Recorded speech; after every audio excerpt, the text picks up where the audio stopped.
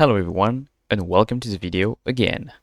So last time we've checked what were all the different ways to transport item in Create, and today we're going to see how to create rotation power, how to transport it, and finally how we can transform it. So let's get started right now with the hand crank. So the hand crank is probably going to be your first item that you're going to use to create rotation power. His recipe doesn't cost anything and it's very easy to place on your world since it's only one block and you only have to right click to make it turn. If we let my friend right here turn it for me and I get my goggles, we can see that it has a rotation speed of 32 rotation per minute, which is actually pretty good, but only has a power capacity of 256 SU. One thing you need to be careful about when using it is that it will drain your hunger bar pretty fast, so you need to always be sure to have some food on you when using it. You can also use a copper valve and it will output the same speed and the same power, but it's not consistent. Next up are the water wheels. As you can see, there's two types of water wheels, the small one and the big one. The small water wheel is a single block that you can place directly anywhere on your world, and you can also place it facing the floor and make water turn around it to make it work. The big water wheel, on the other hand, is much bigger. It requires a 3x3 space, however you won't be able to place it. To power any of the water wheel, you just have to make water flow on any of its side. As you can see, the small water wheel is turning at a speed of 8 RPM and output a power of 256 SU. The big water wheel, on the other hand, only turns at 4 rotation per minute, which is half of the small water wheel, but it outputs the double of the power of the small water wheel, in this case 512 SU. Something you can do to get both of the power of the big water wheel and the speed of the small one is simply place it directly on the big water wheel, the smaller one, and when you let water flow the water wheel, you can actually see that the speed has doubled and the power remains the same for both of the water wheels. You can also use lava to make water wheel turn, which can be very useful in the nether, for example. Also, using lava does not change any of the speed or the power of the water wheels. If you want to, you can also use different type of wood to color your water wheels.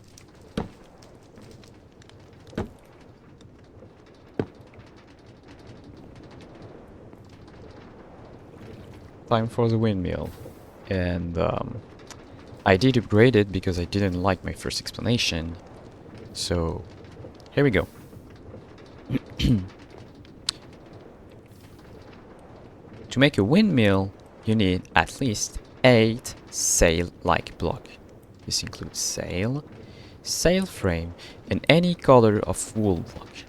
To make the windmill work, you're first going to place your wool block on the windmill bearing. After that, you're going to use glue and take all of the different blocks off your windmill, and don't glue the bearing with it. You need to glue the last block connected to the bearing, and as you can see, when you become green like this, that means that you've successfully glued all of the wool block. Now that's done, if I like it turn, we can see that the windmill is rotating at a very slow 1 rotation per minute and output only 512 SU. However, if I stop it and I press this magic button, that will connect all of the next 8 blocks of wool to it, you can actually see that it's now a level 2 windmill, rotate at 2 RPM, and have double its capacity. The way it works is every time you add 8 wool block to your windmill, it will add 1 rotation speed and add 500 SU to its power. So if I press it and add 3 times 8 wool block will now become a level 5 windmill. It now has a speed of 5 RPM because it's a level 5 and it output 2560 ASU. Now if I stop the windmill and put it to level max, which is level 16, it's now turning at 16 RPM and produce 8182 SU. So if you're at the start of the game, that you have a wool farm or you got into a forest and completely decimated every single of the ships, you can make a level max windmill. So in this example, I've been using wool blocks so it's easier to see how actually big the windmill is at max speed, but I highly recommend using windmill sail instead, because the crafting recipe simply take wool, 2 pour stick and 1 single andesite alloy and multiply it by 2. And finally, you can also change the rotation direction of your windmill. It can be used if all of your machines are turning in the wrong speed, or if you just want to use it as a decoration purpose. Last one and most powerful is the steam engine. To make a steam engine, you're going to need fluid tanks.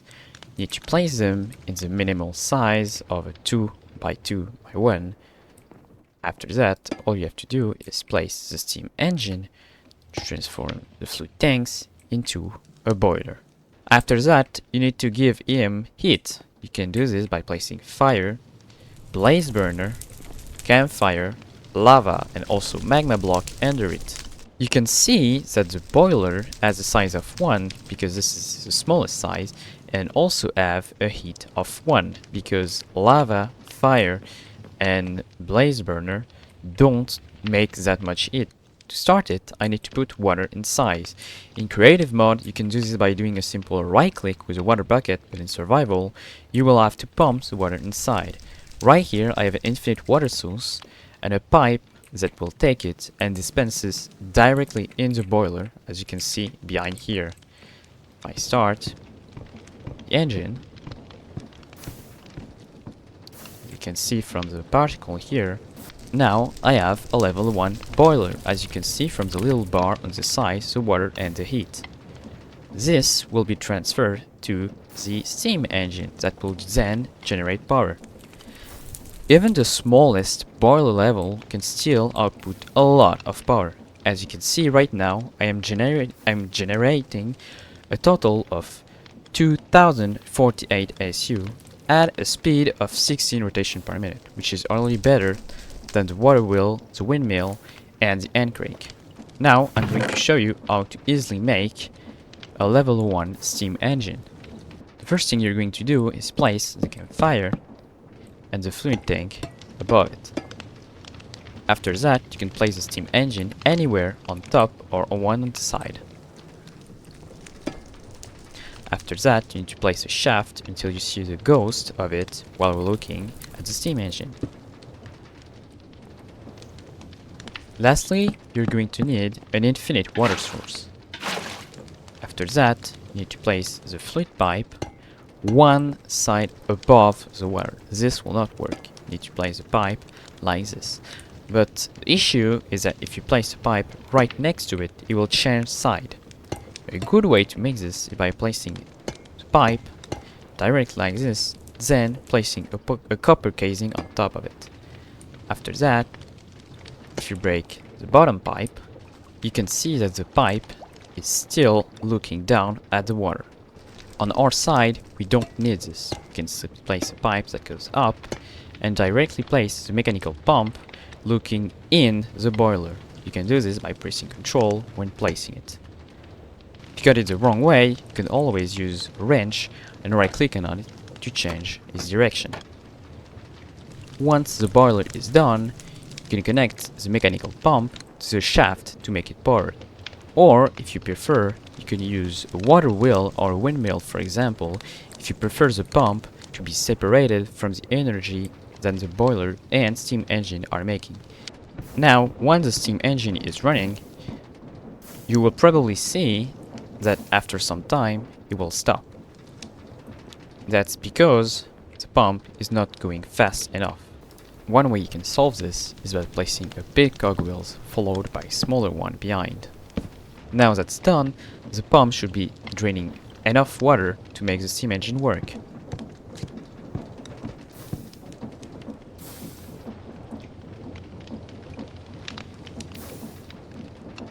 So now that you know how to make a level 1 steam engine, we're going to get to the level 9.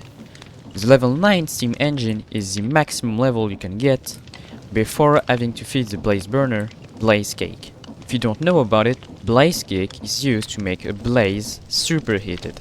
It's mostly used to transform stone into lava, or in this case, make a bigger level than a level 9 steam engine. The issue with blaze cake is to make it, you need cinder flour, which is made with netherrack. However, in Create, you cannot automated netherrack. That's why most people prefer to use a level 9 steam engine, as it's easier to build and you can always add more if you need more power. So the way it works is very simple. You have blaze burner. Once a blaze burner is powered using any kind of fuel, in this case I'm using charcoal, you can make a tree farm to power these guys. They will become heated. They make a lot more heat than fire, lava or anything else. In this case, you're going to need 9 of them to make a level 9 steam engine. You can use a mechanical arm to directly place the charcoal in them. Something you need to know is that the steam engine doesn't work alone. When you have a level 1 boiler, you only need 1 steam engine. But when you have a level 2 boiler, you need 2 steam engine. In this case, this is a level 9 boiler, so I need 9 steam engine all connected to the same place. As you can see using my goggles, you can see that the size is now at 9. I only need to make a boiler of 3 by 3 and 4 block up to make it level 9. I don't have water for now, and the heat is early level 1 because when these guys are off, they still produce some heat, as you may have seen with the boiler level 1. Now, if I launch the machine, I have to wait for the mechanical arm to give charcoal.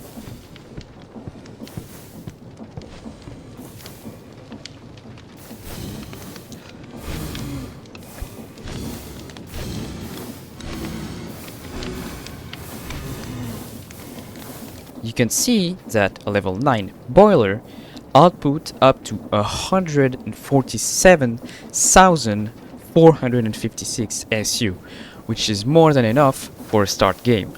Now, I'm going to show you how to make a level 9 boiler. So once again, the first thing you're going to do is place the blaze first. Then, the fluid tanks, which is a 3 by 3, and once you see the big fluid tank appearing, you can only place one and will automatically place all of them. Make it 4 block tall, and you can now place the steam engine. Don't forget the shafts. Now, we need to add the water. To be able to power the blaze burner, you're going to need a mechanical arm. You can also use it using the deployer that I show back here, but the mechanical arm is always the better option. What you want to do is have a small space below to be able to access them. Then, with the mechanical arm, you can do a simple right click on all of them. I forgot to place the depot, so the mechanical arm I've lost on track. I'm going to do it again. And make sure that the depot is extract from. You can place the mechanical arm anywhere around it. You cannot reach pretty far, so in this case I'm just going to place it right next to it. Now I'm using a creative crate to give myself the charcoal, but you can always make a tree farm and then blast the logs to directly make charcoal. You can also use normal coal or any type of combustible that would normally be able to go in a furnace. So I did some changes. First, I've decided to use a 2x2 water source to get a bit more space for the pump. Then I've used water wheel for the pump, so if you ever get overstressed, you can restart automatically. I've also used a small water wheel on the mechanical arm, and I will use a big cog wheel to double the speed of the water wheel. Now you can see, if I place it down, and I take away this fluid pipe, the steam engine will start automatically. So, that's all the way you can make power in Create. Now, let's get to the transportation. So if you want to move rotation power through long places or just move it between your different small factories, you're going to need all of these and some more that we'll check later. This is a toolbox. It's not actually used to transport power, but it's just so good that I also wanted to include it in this part of the video. The way a toolbox works is when you open it, you have 8 different spaces that you can use to place up to 4 stacks of each item. Right here, you can see that even unstackable item can be stacked. Right here, I have 4 wrenches instead of 1. Instead of just working like a normal inventory, the toolbox works like a shulker box. If I go in survival mode and break it, it directly goes in my inventory and save all of its content. I can also access every item in the toolbox without looking at it. By pressing Alt, I can have a wheel of every single item that are placed in the toolbox. I can let go Alt or click to choose the item I want to take. When you choose an item, every time you place it, the toolbox will automatically refill it directly in your inventory. Also, if you take item, it will automatically refill the toolbox if the number of items in your hotbar go above 32. If you go too far from the toolbox, you can see the light on your hotbar disappear. That means that you're out of range of your toolbox and it will not refill everything. However, the second you go back in range, it will refill directly every item that were missed. You can't have multiple of the same square in multiple of your hotbar. You have to choose one, but you can also take the item and place it somewhere else and it will automatically be refilled, so you can place as much as you want in your hotbar. If you want to return a specific item to your toolbox for space, or if you don't need it, you can press Alt and instantly let it go. You can see from the square in the middle, the items that you have in your hand will automatically be unequipped. If you have item in your inventory or more in your toolbar that are not actually selected by the toolbox, you can press the toolbox button on the right to take every single item that it can take in the toolbox. In this case, my whole inventory just got cleaned up. In case you have multiple toolbox in the same area, you can actually choose which one you want to have by opening Alt, and it will show you toolbox instead of your items. Here, you have to click on one of them to appear the selection of one of them. This is why Create offers a selection of toolbox of every color in Minecraft, so it's easier for you to know which one is which one. Now let's try to know every single of these items. First one is the shaft. The shaft is very simple. You simply place it forward. It will transport the power vertically, horizontally, on all the 3 different axes. If I give myself some power, you can see each of them is transversing rotation to the other. Next up is the cogwheels. The cogwheels is very simple. It will transport rotation power forward like a normal shaft, but can also transport it in all of these 4 sides. By doing this, it will also revert the rotation of all of the cogwheels attached to it. So as you can see, this cogwheel is going in clockwise rotation. But all of the other ones attached to it are turning counterclockwise. Next up is the large cogwheels. These cogwheels cannot be attached to each other unless in this way. So you can turn power into a different axis if you want. You can also combine small cogwheels and big cogwheels by placing them diagonally. Doing so, the power, as you can see, gets divided by 2. However, if you go from a big cogwheel to a small cogwheel, the power will get multiplied by 2. When you start playing Create at the start of the game, you probably want more rotation power. However, the only way you can do it is by using large and small cogwheels. To do this, you place one big cogwheels on whatever you have running, if it's a windmill or water wheels. Then place a small one in the angle. After that, place again big one on top of it. Now, something you may not know is that you can place an andesite casing on this wheel to block it from operating on what's in front of it. So you can now safely place small cogwheels without it being connected. You can repeat this process as long as you're not going above the speed limit. 256 is the basic maximum speed of Create. You can change it by going into the configuration files. Next up is the gearbox.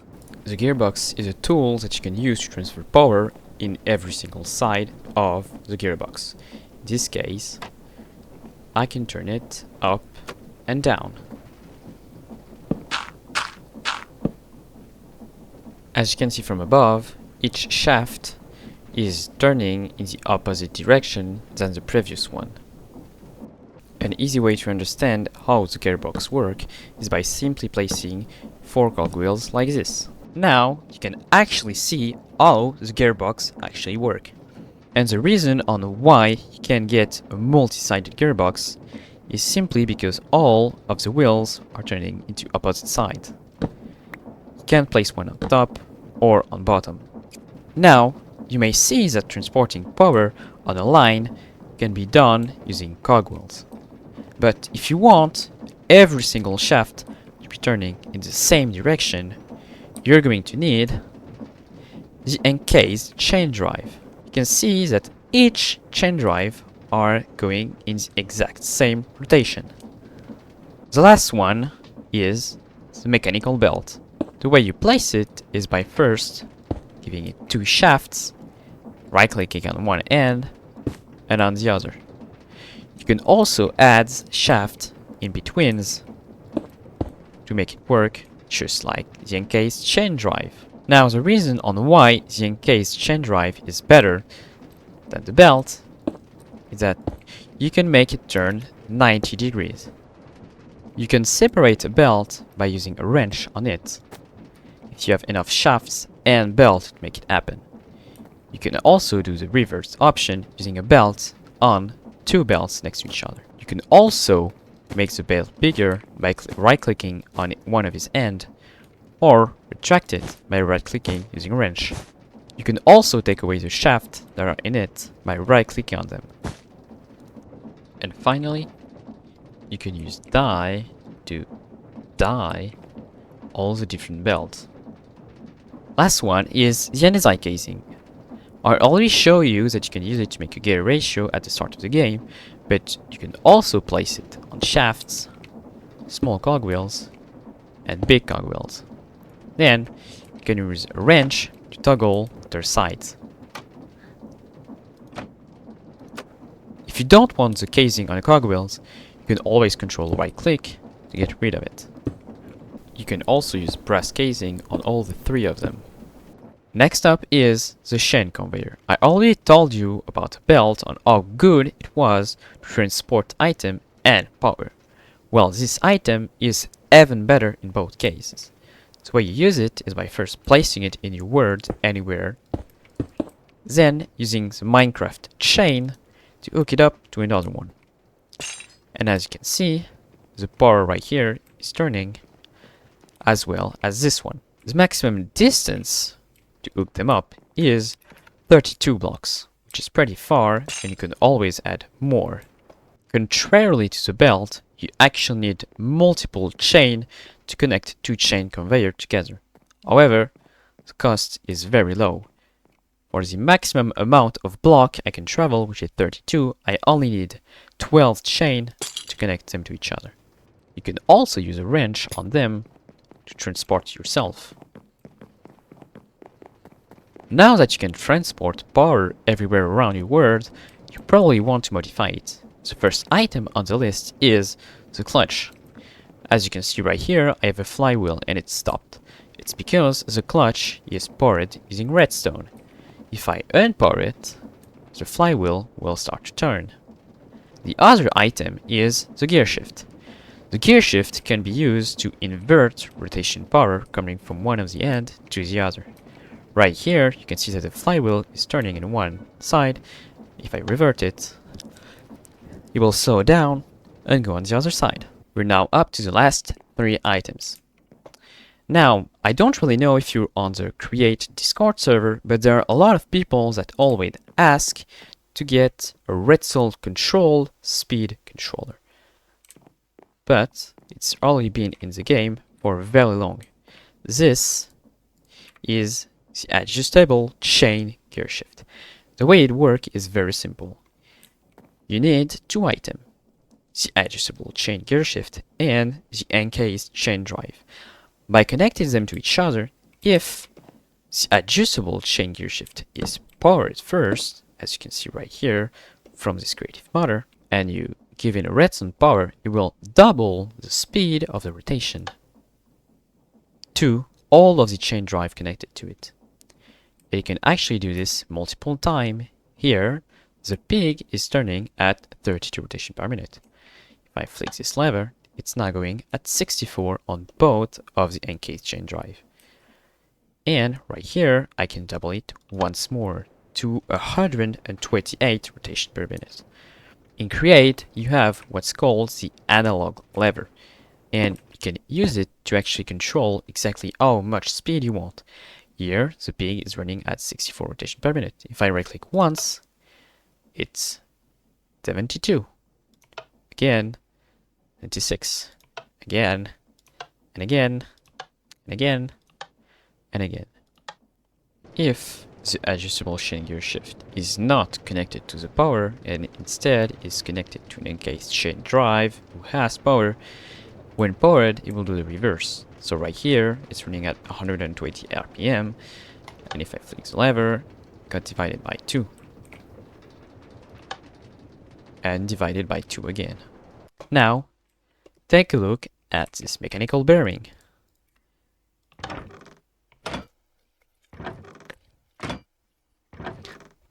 I can control entirely all of its movement.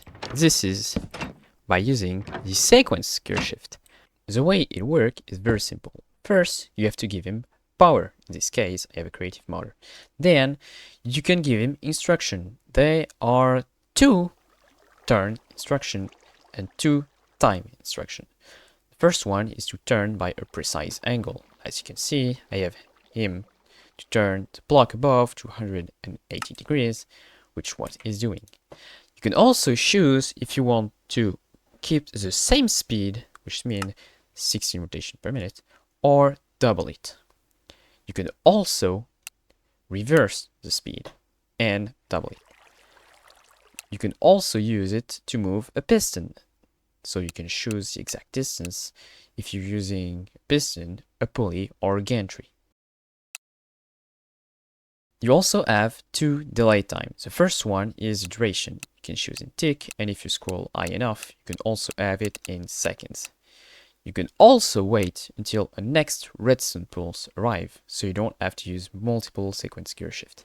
Now, you only have a maximum of 5 instructions, but you can always add more sequence gearshift on top of each other for more complex movements.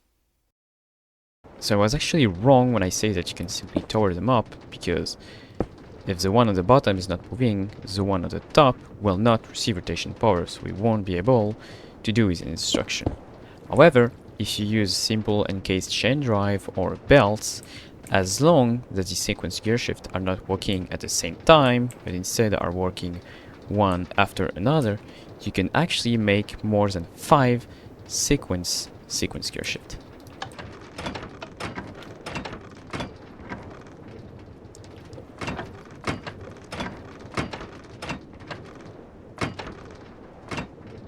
And finally, one of the most powerfulest blocks in the game to change the rotation speed or direction is the rotation speed controller. This item have the capability to work just like a creative motor. You input it any speed and it will output the speed that you want. You can change the direction and get it up to the maximum of 256. You need to connect it using a shaft on one of its two sides. Then you need to place the big cogwheels on its top to make it turn. You can choose to use a shaft here or place a small cogwheels or even another big one on top of it. So as you can see, I have a very slow 8 rotation per minute water wheel, and using one single block, or two if you count the large cogwheel on top, I can transform it into a 256 rotation per minute. Well, that's everything you need to know, so that's the end of the video. Now, before I go, I have to tell you about a mod that I've been using that let me see, as you can see, the rotation per minute of every single block. This is Cyber Goggle. Now, Cyber Goggle is kind of a sort of hack, but in Create, because not only it lets you see the rotation speed, and absolutely everything above a block, but it also lets you do it in survival, which means that while your friend will have to craft goggles to actually see what's happening in the machines, you don't even have to craft them, and you will still have more information than them. I can even press tab, as you can see, to see the network stress and the remaining capacity. This mod is extremely powerful, and if you're interested in, I have the link right in the description. Anyway, that's everything for this video. I hope I'll help you out, and I will see you in the next video. Goodbye.